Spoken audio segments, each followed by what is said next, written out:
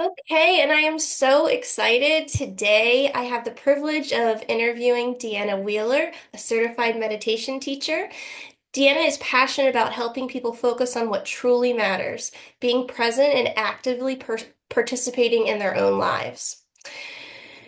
Using practical mindfulness tools, Deanna teaches individuals how to regulate emotions, increase attention, and practice self-kindness. Her mission is to empower others to step off the sidelines and fully embrace the life they deserve to live. And I am so excited to have Deanna here today. And so, without further ado, here she is, Miss Deanna Wheeler. Deanna, can you tell us a little bit about how you got started as a meditation teacher? Yes. First, thank you for having me and having this discussion. I feel like Of it's course. just so important to learn different things that we can do in life to navigate the challenges because we Yep. can't get rid of them. I always say if I had a magic wand that could just magically get rid of stress, I people would be lined up for miles, but that's just not Yes. possible. So figuring out how to work with all the things that we're given and the things that we have to face each day is just so important. So thank you for that. And Yes. I got started, I think, a lot of us face different things in life, and we have kind of these low points or these spots where we're finding ourselves extremely stuck. And Yep. that's where I was. I had a very personal experience with grief and stress in my life. And so I was looking for a way to Yeah. handle all of that. And I didn't really I didn't really want to do a lot for a couple of years. It was just kind of this survival mode.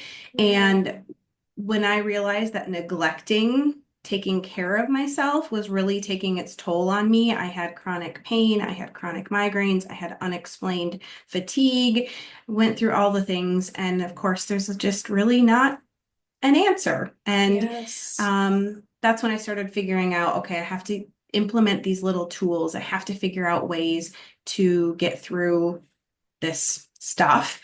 And meditation was one of the things. Mindfulness was one of the things that was like, well, you could try this. And once I was able to implement it into my life consistently, I really felt the difference when I didn't practice. So it's, kind of like if we're going to the gym or we're eating well, it takes some time. But Right. once we're doing that, if we remove it, we're like, oh, you notice that shift in how you feel. And that's the point that I got to where I was like, other people need this. And so I Yes. became certified to teach and just really had this strong desire to share this tool with others. It's something that pretty much everyone can do, and we Yes. can do it anywhere. There's no really rules or restrictions around needing certain equipment or a certain space to be in. And so it's accessible no matter where we are in life. And That's that's something I thought was very important to share. that's awesome. I love meditation. It's had such a impact on my own well-being, Deanna, and so I think this is just such a great tool that you offer people. So thank you so much. So in terms of a child with ADHD or even an adult with ADHD, can you speak to how meditation might be a good tool to help maybe improve focus or help with emotional regulation? Do you have any insight about that? So meditation practices can be challenging for the average everyday person because we can't sit still. We can't turn off Right. our minds. Mhm. We are just not used to being quiet. Right. There's so much go, go, go. It's do this, be here. The to-do lists are 16 miles long. And so kind of just the everyday average, person really can struggle with it. If you're able to navigate through that, Mhm. knowing that your mind is doing what it's meant to do. We're thinking, we're always Right. processing. And so to say that our mind, there's all this mind chatter Oh, that's going to yes. happen. and just accept that and know that it's part of building your practice and being able to work through that and still continue to have it in your life. Um, with a consistent practice, here's how meditation can help improve focus and our emotional regulation. And that is, it can reduce that hyperactivity. It can enhance our attention to things. And so it gives you that moment of stillness, even if Right. it's 30 seconds, even if Mm-hmm. it's 5 minutes, um, and being able to say, this is what I'm thinking, not have any judgment to it, not attach any feelings to it, just let that thought process go on. And over time, we can just find ourselves being able to control our impulses a little bit better. And I Yes. like to think about, for me, I used to have a very short fuse and Mm-hmm. everything would set me off. Like, and I'm sure a lot of people listening or watching can relate to that. And I would get so angry and I would slam doors and I'd be yelling and Mm-hmm. stomping around. And then you kind of work through that and you're like, why did I act like that? Like you come Mm-hmm. back to this thought of, I was just out of control, right? And Mm-hmm. being able to process emotions and understand situations in our lives with a different perspective allows me to think before I act. I love that. And so I kind of I like to describe it, and this is certainly not my concept, but just pushing pause. Just like we're just going to Yes. stop Mm-hmm. all the things for a second and we're going to process what's going on. And it's hard because our brains, and especially with people who do have ADHD or those Mm-hmm. tendencies, our brains don't want to let us be in Right. control. Um, Absolutely. we're just in this reactive mode most of the time. And Exactly. so through building a practice, through finding these little spots in our life that we can just be at peace and calm, we Yes. can move toward that more often in our lives than allowing that reactive behavior to be in control. Yes, I love that. And I love, Deanna, how you mentioned it doesn't have to be like someone who's, sitting crisscross applesauce, right? Meditating with their third eye and for a whole entire hour, right? We can literally just take some mindful breaths and connect, to ourselves and our breath just for, like you said, 30 seconds. 30 seconds. I mean, that's pretty powerful. It's not, There's yeah. there's the biggest question I get is, what if I can't find the time to practice? Because Yes. I mean, we're all busy, we have full lives, we have lots of things happening. What if I Right. can't find the time to practice? And my answer to that is always start small and Yes. be consistent with it. And so if Mhm. that means that you set a timer on your phone for 60 seconds and all you do is just stop and Mhm. breathe, that's an amazing place to start. That's amazing. I And love that. we don't give credit to the small actions. We like to think Yes. if I can't do, like going to the gym. If I Right. can't go for an hour, then what's the point? But really, Right. 15 minutes of movement is powerful and effective. Yes.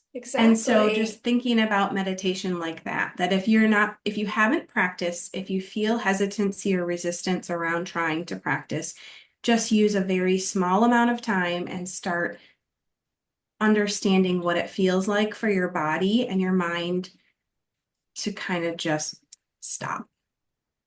That's amazing. And also, you had mentioned like with an ADHD brain, I tell all my clients an ADHD brain is like a Ferrari engine with bicycle brakes. So that can be extra, extra hard to slow down the swirl in the brain. So, what gift just to stop for 30 to 60 seconds just to just be, right? I think that that's such an amazing tool. So thank you so much for sharing about that. And no expectations. I think that's the Yes. biggest thing to remember is that if you're going to to try to practice 30 seconds, 60 seconds, 5 minutes, whatever you're able to do. Don't don't have a pressure on yourself of doing something the right way or Yes. that you have to have this specific outcome. Just practice and Mm-hmm. see what happens as you continue to do it. Because you'll start to feel some shifts, you'll start to notice some changes in your behavior in certain areas of your life. You might start to notice things around you more often than Yes. normal. We often get this tunnel vision. And Mm-hmm. so just set yourself up, do the practice, and pat yourself on the back for showing up for yourself because that's the hardest step. I love that. So, Deanna, just to piggyback real quick, do you think, I don't want to say how many times does it take to work, but for you personally, when you brought meditation into your life, did you see a change immediately or after a few days of practicing, or what was your experience? I think looking back, I probably had shifts and changes happening before I realized it. Mm-hmm. Because, like any habit, any new thing we're going to try to do in our life, we think it's not working for the Right, first 3, 5, 7 days. We're like, okay, really, why am I doing this? right. So to kind of have that perspective of now of looking back, I think it is something that does impact us pretty quickly. Yes. Just because breathing, changing our breathing patterns scientifically, and I'm sure you have Mm-hmm. some study in this as well, but that does impact the body, even if we don't feel it. Um, and so it's happening. It's just Mm-hmm. not always obvious. I would say that my biggest tip is really that consistency, that kind of Mm-hmm. daily, if it's 5 minutes every day, Mm-hmm. within a week, Yeah. within 2 weeks, you kind of start to notice like, oh, I'm able to see things differently, or I'm feeling differently, or I'm not letting certain thoughts take control of me. Um, And it just comes with practice and building that Yes. awareness that these are the things that are happening inside of us and how our Mm-hmm. body's responding to stress and outside external things happening. And so be patient, be Yes. persistent, Mm-hmm. because it's easy to be like, not working, I'm done, Right. and then Exactly. throw in the towel. But just give it that time and that space so that you can feel the difference. I love that. I love that. So let go of expectations Mhm. and be patient and be consistent. Those are Yep. amazing tips. Thank you so much. So, if a parent of an ADHD child is trying to maybe model mindfulness or meditation in front of their child, how can they do that in a way that a child would be interested and not just be, oh, that's boring, mom. Are there any tips that you have around that? I mean, first, children do what they see, right? So Yeah. if we're modeling things, even if I used to work at a library, and this is kind of a roundabout story, but you would have these young children coming in for story time, and parents would always be like, "Oh, I'm sorry, they won't sit still, and they're wandering, they're kind of wandering, and Mm-hmm. come sit down." And they're trying to get their children to sit down. And I would always say, you know what? The most important thing is that they're here and they're going to be absorbing this, whether they're seated Mm-hmm. like this little child in the front row, or they're just kind of soaking it in. And Yes. of course, over time, 30 days or 60 days of this family coming to this story time, the child would ask for specific books because they Mm-hmm. do hear and see and remember what's going on, even if they're not, don't have our expectation of like sitting Right. still and listening. So, Mm-hmm. all of that to say that even if you, as a parent or a guardian or grown up in an ADHD child's life, are able to say, I'm going to sit here for 60 seconds Mm-hmm. and take some deep breaths. You're welcome to join me if you'd like. let, as long as they're safe, of course, like let Right, them right. do what they're going to do. And it can feel really chaotic to do that because we always think we need this quiet, calm, like Right. space. And this is just one of those ways that we can incorporate something simple into our daily life without changing anything else. Again, removing that Yes. expectation. It doesn't have to be quiet. I don't have to be sitting on the floor with, a certain posture, just sitting Right. on the couch and breathing. And I think one of the biggest things is to show your child that practice, but then to show them the result. And that's a hard Yes. thing to do, but saying something like, "Oh, I feel so much better." Yes. Something Or simple. just smiling when you Mm-hmm. finish 60 seconds or like that shows them that it's safe to do because of course new things are hard, that Right. you are seeing a benefit and feeling better from it, and that it's something that they're welcome to join you in. So just creating that positivity, inviting them to participate, um, in not a pressuring way, like Right, right. you have to sit here and do this right now with me, Mm-hmm. but like if you want to. And opening that up a few times a day, if you're able to, like maybe in the morning or before school or when Yes. the child gets home from school, or if they're younger and they're home with you, like taking that break at lunch and saying, okay, we're just going to do this for a few minutes if you want to sit with me. Right. If they will sit with you, maybe like holding their hand next to you or just creating that um, connection, because then Connection. it becomes something you do together. So sitting together for a short practice or breathing exercise, practicing gratitude, at bedtime, Yes. like you're getting ready for bed, like what was something that you did today? And taking a few deep breaths, and everyone thinks about something that was fun or exciting, and then you share that.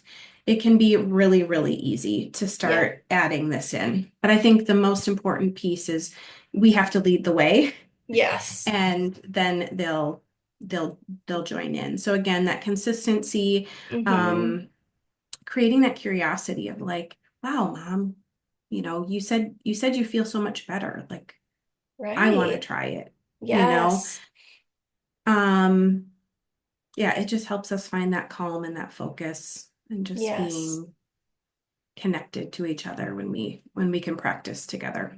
I love that. And I love how you said it doesn't have to be, the child doesn't have to be seated. A lot of times, and at least I was a teacher in a public school, and it's like, you have to sit still. And, we expect these kids, I mean, such re unrealistic expectations of kids, right? But I love how you said that because with ADHD in particular, like, these types of kids need accommodations like being able to stand while they're learning, right?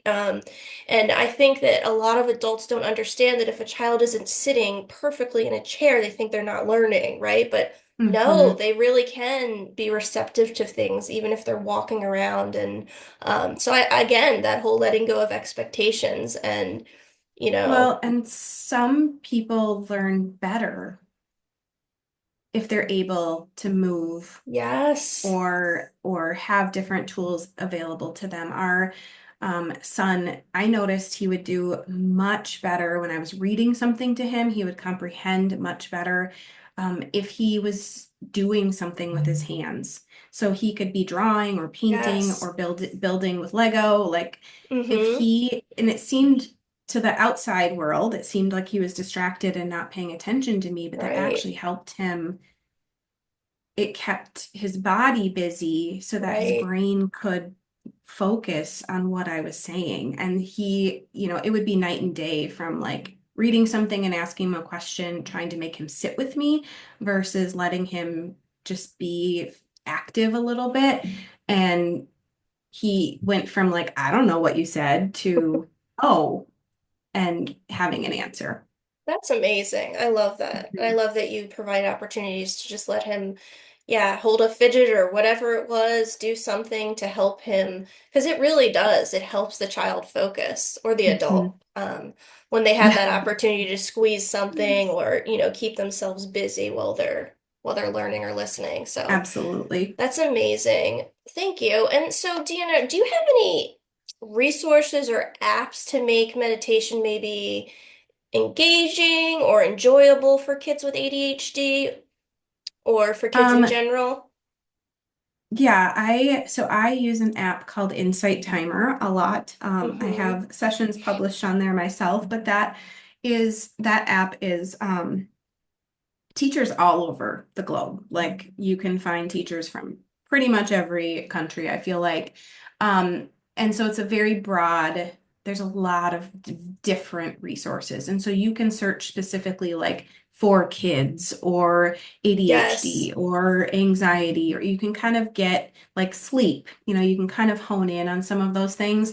Um, I just kind of recommend if you're using that app as a parent to listen through it, know if your child might like it or not, and Mm-hmm. if they can understand it, again, because there's teachers from everywhere. Um, and I like to think of meditation similar to books or music. Like Mm-hmm. I might like one teacher and you might not like them, right? Right. Because just of how their voice is or how fast they speak or if they use music, those kinds of things. So Mm-hmm. if you find sessions there, just, give them a listen. You can filter by length. So if you want like less than 5 minutes or if you want longer, you can do that. But there's a couple of other great resources. There's one on an app called Headspace. Headspace. Um, Yes. and they do have a podcast as well that I Mm-hmm. listen to quite frequently. And that's just a good tool, I think, as a parent. I think in the Headspace, again, there is a section for kids, and you can go into Yes. that. There's Calm, there's Smiling Mind. I mean, you can search Smiling. meditation app and come up with lots of different options. So, and most of them have like a free, you can at least try it for a few days and see if you Mm-hmm. feel like there's going to be a benefit to it. Insight Timer does have a free option where you do not have to upgrade Right. if you don't want to, but there are some cool benefits if you choose to. So I like to always have free options because we're Yeah. building out these toolboxes of how to help our kids, how to help ourselves, and sometimes it can add up, right? Right. So Right. um, books, there's a number of different books, and I'll just share a couple titles quickly. I wrote them down because I would never remember. But there's one called Breathe Like a Bear. Oh, I love And that that one one. has some breathing techniques and it's kind of that story format. So again, if you're trying to bring that idea to your child, like reading about it, Right. having that story about what breathing and mindfulness and meditation are is just a good way to introduce it. Yes. I Am Peace is a book of mindfulness. What does it mean to be present? Because of course, like Ooh. that's a classic question that us grown-ups have. I What does know. it mean when we are like if we're actually right here? And listening to my body. And that one is great for teaching kids how to recognize and understand like different sensations and Yes. feelings we have as a part of mindfulness. Mm-hmm. A lot of times kids can't describe what's going on, Right. like they can't. And Exactly. again, sometimes us grown-ups struggle like putting words to how we're feeling. Mm-hmm. So being able to talk with your kids and have that tool kind of to learn like what is feeling happy, what is feeling sad, and working through those things, or why something in your body might hurt or Mm-hmm. feel a certain way, all important. So there's two um, kind of, I guess, additional ideas, and one is to create a calm jar, Yes. and you can fill this jar with anything. And I mean, you can buy like the little tubes that have like the glitter in Mm-hmm. them, and so you just have something to focus on. You're just watching this thing and kind of Mm-hmm. shutting out all the other stuff. And that just kind of it's like a visual representation of your mind calming as you watch like all Yes. this stuff and it just starts to like fall. I love those personally. Helps my Hmm. brain.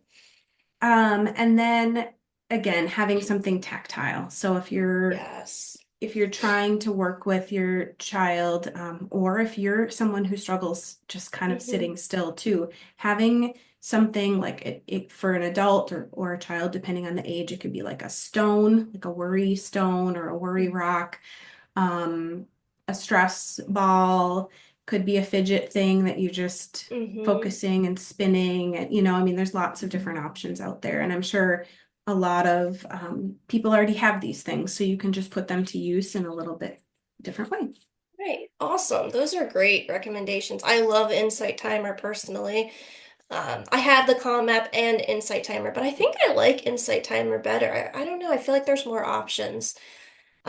So all those tools and resources are amazing. Thank you so much, Deanna. So now the fun part. What does it look like to work with you, Deanna, and where can people find you? So you can connect with me online. My website is deannawheeler.life, pretty easy. And I do have pretty active with Instagram and Facebook if you're on those. Again, kind of just my name, you'll see me there. I do have sessions published on Insight Timer that are sessions are free. I do not have any recorded at the moment that are specific to ADHD or any of those tendencies. But again, I love that as a tool that if a client or someone comes to me and says, I'm feeling really fill in the blank today, I can go Mm-hmm. search that term. And even if it's not my session, it gives Mm-hmm. me a tool that I can give them right in the moment and say, do this when you're able. Um, so those are kind of the places that I am found most active, I guess. As far as working together, I have a number of different options because this is such a unique experience and not everyone Mm-hmm. is the same that I really like to create a supportive, personalized experience that's tailored to the needs of the client. And so I have the option to virtually do meditations together. Um, I host them in person locally for people who might be in my area, but having the option to do them virtually is amazing. And we can do mindfulness exercises, we can do meditations, we can do just kind of like a breakthrough session, I like to call it, where you have a challenge and we just figure out, okay, what tools can you use to get through that? And so those are a few different ways that I can help in that way. I've also just built like a playlist for someone and said, here, because one of the biggest obstacles to doing something new is we go to Google and then there's 67,000 results and we're like, Right. I I don't know where to start. Like, so Right. we click the X and walk away and say I'll try again tomorrow. Right. Um, so giving you tools, resources that you just have available, you can pull it up and push play and be on your way. That's been a cool option that I have. Um, and then I mean, I am very flexible in wanting to be able to support people in what works best for them. So if it's not Hmm. something that's real time, it's something that maybe we're kind of chatting back and forth, that's an option as well. I just feel like we all have such different things happening in our lives that making space for meditation and mindfulness, I want to make it as accessible as possible. So. That's great. That's great. So when people work with you, it's typically one-on-one, or is there ever a group uh Um, opportunity or So I have hosted a monthly group meditation. hmm. I think it's been in December here, we're actually doing it kind of on a replay because the day I hosted is Christmas. So we're working Yeah. around that. But Yeah. I've hosted it for I think it's over a year now. So every month we meet up. I have a kind of a topic or a theme for that month based on what people's challenges are in talking to them. And we do some mindfulness, we do some breathing, we do some journaling and reflecting on what comes up. I think that's one of the things is we're like, oh, this is something important and now I'm gonna forget it. And so just Right. getting that out. Um, so yeah, that is an option. It's one that is kind of a challenge for people because I do host it in the mornings generally, but that could change. So That could certainly if you're change. thinking that that's a something you might like, reach out to me. And again, if there's enough interest in doing something, I am more than happy to create a space that we can bring people together and work through things. So That's great. That's yeah. awesome. Sounds like it would be a privilege to work with you, Deanna. Now, do you have a free resource or a gift you'd like to share with our listeners today? If not, no worries. But So I do have in on my website, there is a little book now button, and that's just a 15-minute sort of consultation to see how meditation might work for you, to see what challenges you might be facing that meditation could help you with. And the idea with that, is you'll give me a little bit of information. I will meet with you and we'll chat, and then I will give you some specific action steps. So some things that you could leave to do immediately, without having to meet again, without having to 30 days go by and nothing happens, something you can implement right away. And so, again, because we're all so different, we're in different spaces and places in our lives, that I just offer this as a way to say, here's something you could do to get started. Because, again, there's so many resources and things that we're like, I don't know right. what to do. And so we do nothing. Right, So, exactly. um, that is available. And then I also have a digital resource that is on my website as well. And I can share the links with you so you can post them if you want. But Yes. it's a journal and a recorded meditation. So you download the journal and then you can listen to the meditation. And that is focusing on the idea of patience and having Ooh, that's patience great. with ourselves and the people around us and the things that are happening in our lives. So those are both available to you. That's great. That's great. Awesome. I will definitely post the links for our listeners. Well, is there anything else you want to share before we end our amazing conversation today, Deanna? I know you've shared so many golden nuggets, the consistency and the letting go of expectations. And if there's nothing else, you've already shared a lot, but just wanted to give you that opportunity if there's any last thing you wanted to share. I think the last little bit would be don't be afraid to start, Oh, I because love that. our brain doesn't like new things, and our Hmm. brain doesn't like things that seem different. And so if I can encourage you to just reach out to me, or ask Christina for a resource, or maybe there's a good meditation that you've done that you would want to share with people. Just take that step to find that 60 seconds or find that 5 minutes. Um, you practicing will ripple into the people around you. Like, it is Yes. no question that when we can center ourselves and we can find more peace in the chaos of life, other Yes. people start to notice that and they start to want that as well. And so you making one small change can really impact a lot of people, and in your household especially. So Yeah, isn't that that would such a be beautiful thing? It's like you do, just start. yes, just start. That's amazing. Yeah. Well, thank you so much for being with me today, Deanna. It's been a pleasure to have you here, and I've already learned so much from you today in the short time we've had together. Well, thank you for having me. I appreciate it. Yes.